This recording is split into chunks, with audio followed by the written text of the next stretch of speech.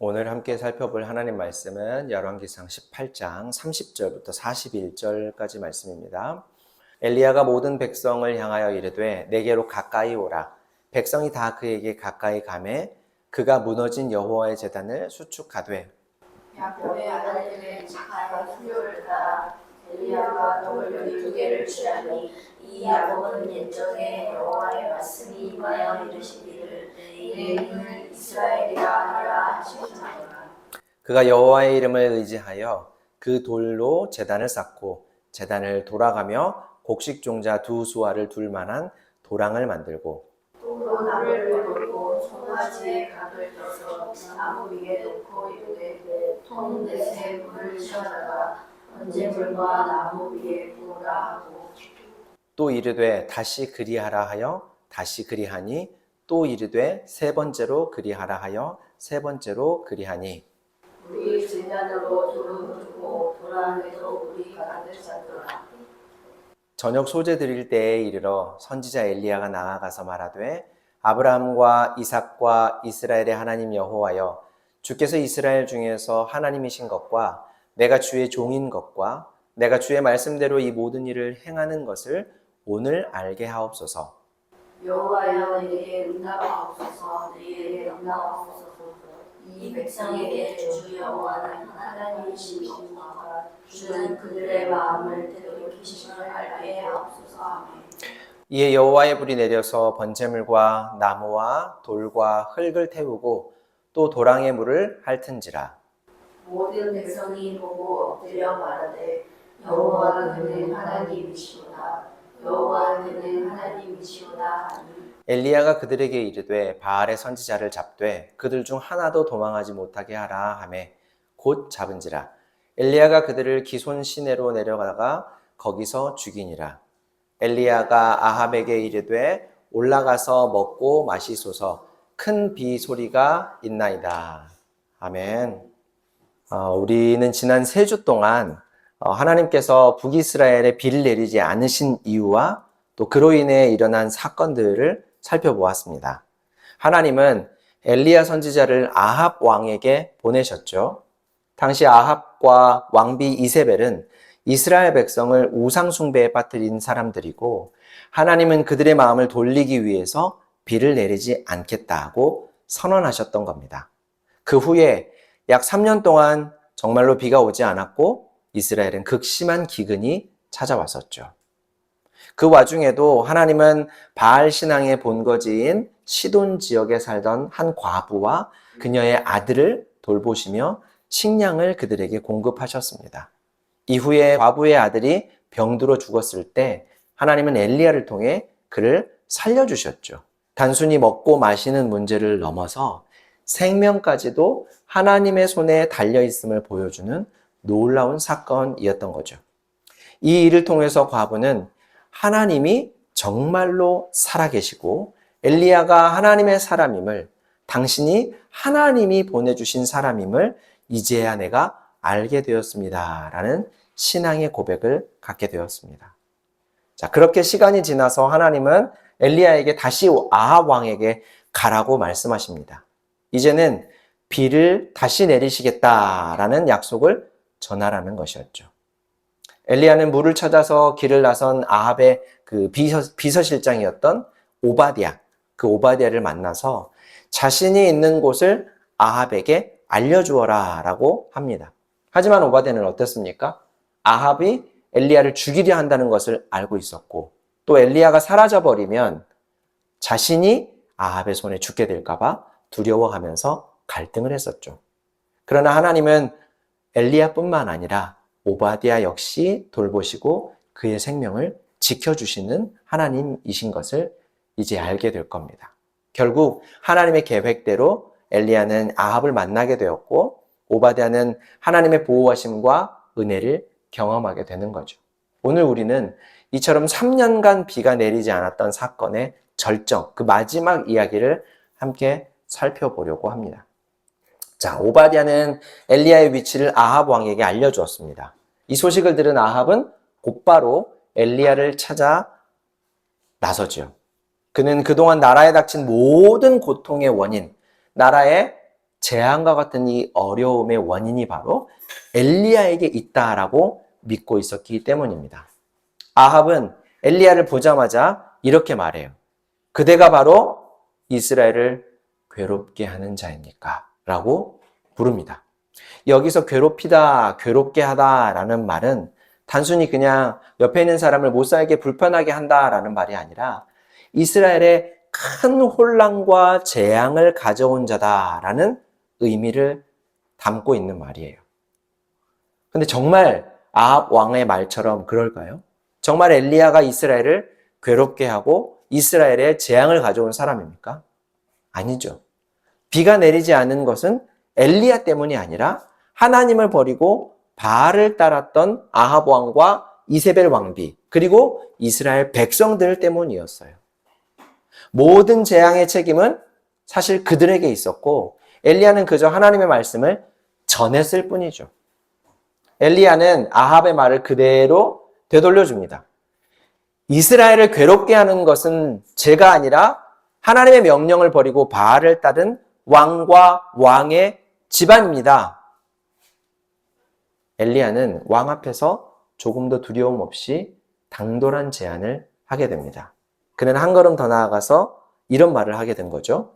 왕께서는 온 이스라엘을 갈멜산으로 모으시고 이세벨의 바알 선지자 450명과 아세라 선지자 400명도 함께 오도록 하십시오. 엘리야가 제안한 갈멜산은 해발 한 500m 정도 되는 산으로 지중해 해안 평지에서 갑자기 불쑥 이렇게 솟아오른 산이에요. 이 독특한 지형 덕분에 고대에는 신령한 장소로, 이 장소가 신령한 장소로 여겨졌을 가능성이 큽니다. 실제로 바알 제단이, 바알 숭배를 했던 제단들이 많은 곳이 바로 이 갈멜산이었어요. 그곳에서는 경제적으로 풍족한 두로와 시돈 지역이 잘 보이는 곳이었고 그곳을 보면서 바알에게 제사를 드리면 자신들에게도 제사를 드리는 그들에게도 복이 임할 것이다 라는 생각을 했던 거죠. 이 갈멜이라는 이름은 하나님의 포도원이라는 뜻인데 하나님이 가꾸시고 돌보시는 포도원에 바알의 복을 바라며 제사하는 제단이 가득했다라는 사실은 아주 웃지 못할 아이러니죠. 엘리야는 바로 이 갈멜산에서 왕과 백성이 보는 앞에 여호와 하나님인가 바알인가 누가 진짜 신인지 분명히 해보자고 왕과 이방 선지자들에게 도전하고 있습니다. 지금 이스라엘이 겪고 있는 고통은 누구 때문인가? 여호와 하나님을 믿고 따르는 사람 때문인가? 아니면 바알을 믿고 따르는 사람 때문인가? 엘리야는 이 일을 통해서 바알이 거짓신이다라고 하는 사실을 반증하고 여호와 하나님이 참신이다라는 사실을 입증하려고 했습니다. 아합은 엘리야의 제안을 받아들여요. 왜 그랬을까? 아합은 엘리야가 이스라엘을 괴롭힌다고 믿었고 그를 잡아서 죽이면 지금까지 이어오는 이 모든 문제가 해결될 것이라고 생각했을 겁니다. 갈멜산에 모여서 백성들이 보는 앞에 바알 선지자들과 한판 대결을 한다면 엘리야를 공개적으로 처단할 수 있는 명분을 얻게 될 것이다 라고 하는 계산을 했던 거죠. 마침내 갈멜산의 이스라엘 백성들과 선지자들이 모였습니다. 엘리야는 그곳에서 단호하게 외칩니다. 여러분, 언제까지 머뭇거리며 양다리를 걸치고 살아가실 겁니까? 여호와가 하나님이면 그분을 따르고 바알이 하나님이면 그를 따라가십시오. 하지만 이스라엘 백성은 엘리야의 이 말에 아무런 대답도 하지 않았습니다. 양심에 찔렸기 때문에 아무 말도 하지 않았을까? 그렇지 않습니다.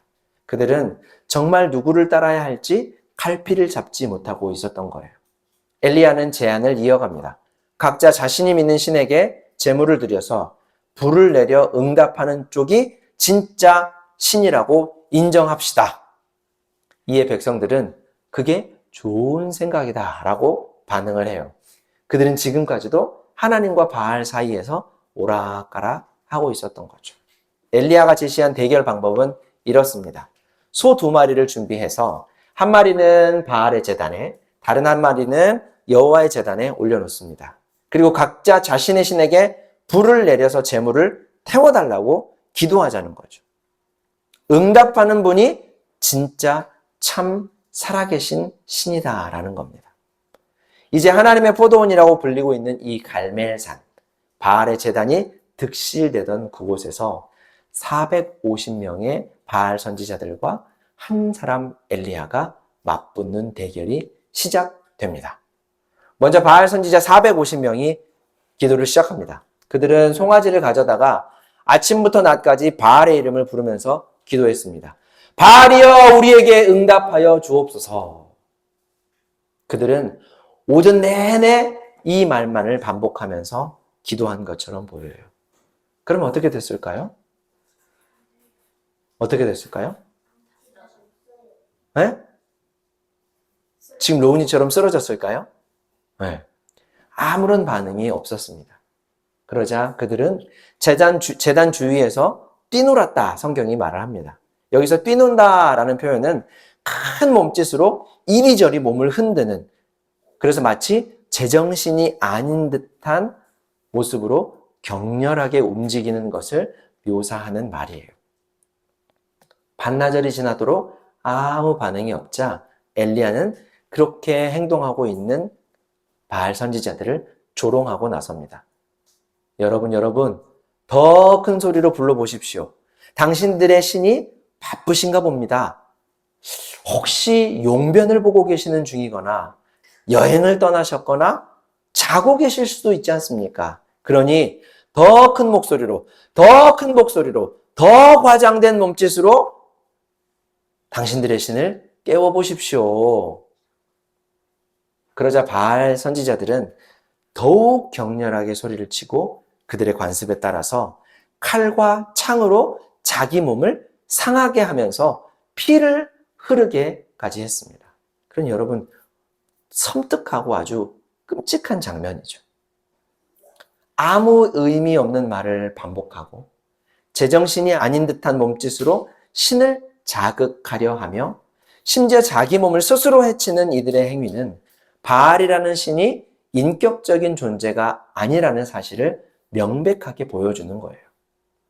인간의 고통이나 피로 신을 움직이려고 하는 이런 방식은 우리 하나님을 섬기는 신앙과는 완전히 다른 겁니다. 우리 하나님은 인격적인 하나님이셔요. 인격적이다라는 것은 감정이 있고 지성을 가지고 있으며 의지를 가지고 계셔서 우리와 소통하실 수 있고 관계를 맺고 교제하실 수 있다라고 하는 뜻입니다. 서로를 알아갈 수 있다라고 하는 것이죠. 하나님은 우리가 큰 소리로 불러서 깨워야만 응답하시는 분이 아니시고 바빠서 우리를 돌보지 못하시거나 피곤해서 듣지 못하시는 분이 아닌 거예요. 히브리서 4장 15절 말씀을 기억하시죠? 하나님은 우리의 연약함을 직접 체험하셨지만, 다 겪으셨지만 죄는 없으셨어요. 그래서 하나님은 우리가 무언가를 해드려야 할 만큼 무언가 부족하거나 필요를 느끼는 분이 아니라는 겁니다.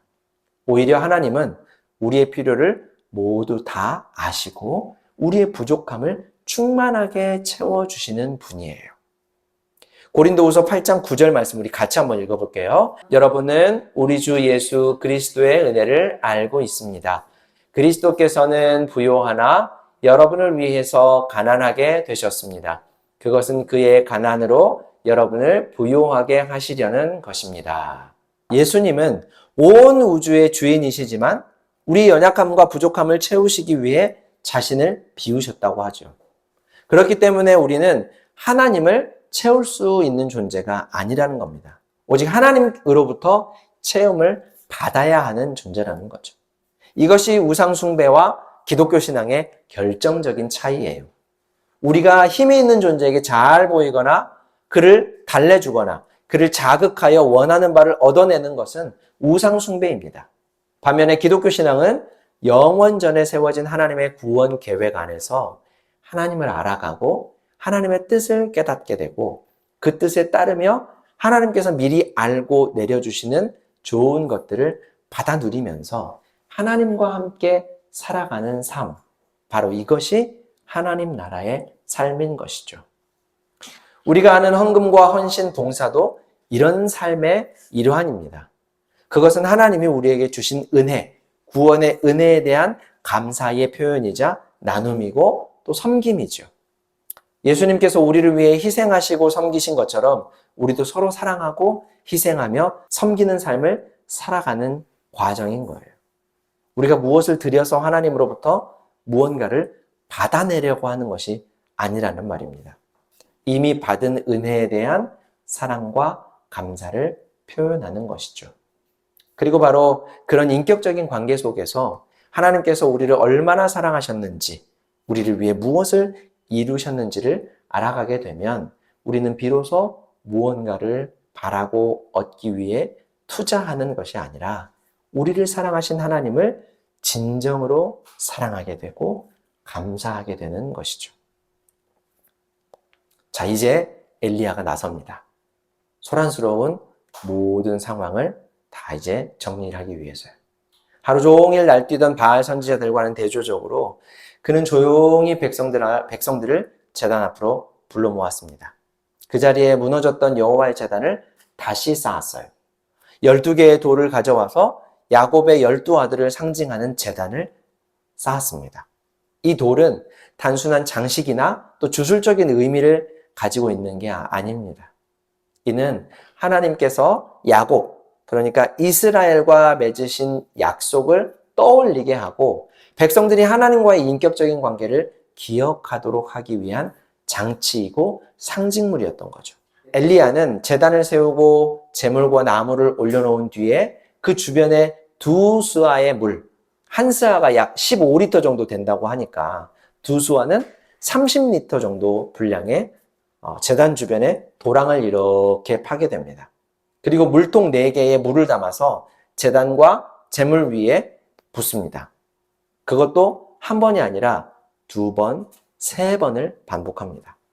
물이 도랑에까지 흘러 넘쳐서 찰방찰방하게 도랑에 물이 차게 되었어요. 이렇게 적신 나무와 고기에는 웬만한 불로는 불이 붙지 않을 겁니다. 하나님께서 친히 불을 내려주시지 않으면 이제 불 붙는 것이, 인위적으로는 불 붙는 것이 불가능한 상황이 된 거죠. 엘리야는 일부러 그런 상황을 만들고 있는 거예요. 우연히 그렇게 되었다라는 소리가 나오지 못하도록.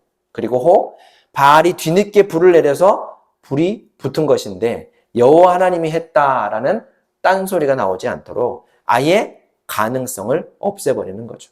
이렇게 하고서도 불이 붙는다면 정말 하나님이 붙인 불이 틀림없다라고 하는 것을 증명해 보여주기 위함입니다. 이제 엘리야는 백성 앞에서 하나님께 기도합니다.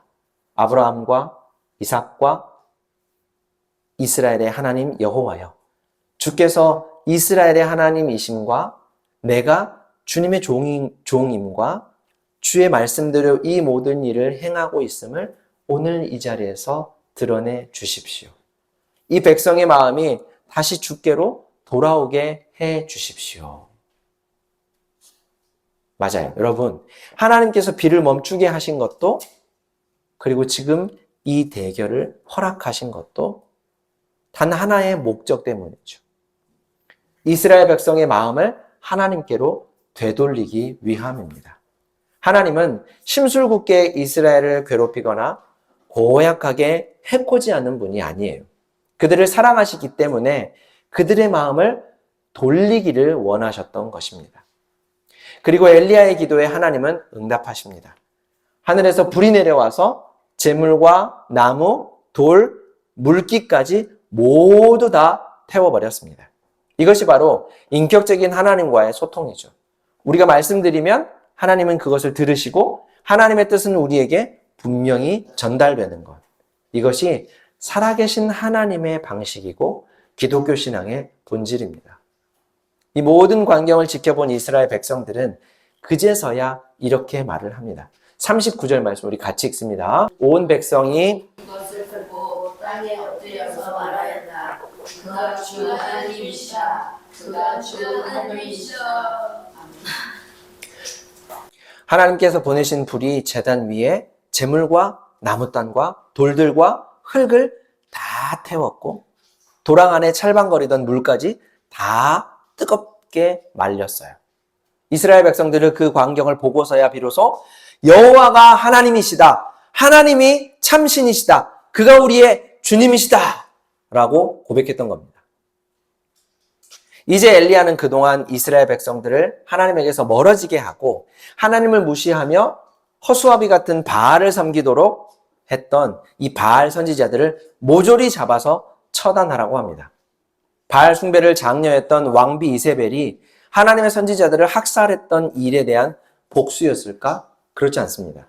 이스라엘이 하나님을 무시하고 하나님으로부터 멀어져서 고통받게 한 일에 대한 마땅한 처벌이었던 거죠. 바알 선지자들은 이스라엘을 하나님으로부터 멀어지게 한 악한 일을 하며 호의호식하고 살았어요. 이스라엘이 하나님에게서 멀어지게 한 엄청난 책임이 그들에게 있었음에도 불구하고 말이죠. 이것은 명백한 범죄이고 악행이며 불의입니다.